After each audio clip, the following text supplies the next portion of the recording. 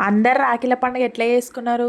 మంచిగా చేసుకుర్రా? మేమైతే ఈసారి ఇట్లా సింపుల్‌గా జరిగిపోయింది మా ఇంట్లో రాఖీల పండుగ. మేము ఊర్లోకి వెళ్ళంగానే మా బావ పిల్లలు రెడీగా ఉన్నారనమాట. మా చిన్నోనికి, పెద్దోనికి రాఖీ కడదామని చెప్పేసి.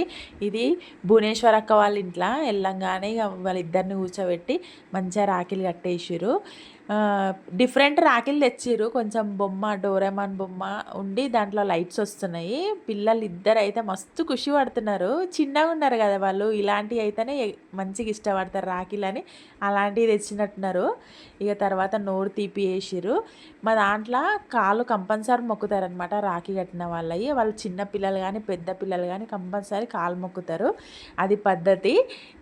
మా చిన్నోడైతే పద్ధతిగా కింది కొంగి ఎంత మంచిగా కాలు మొక్కుతున్నాడో ఇద్దరి.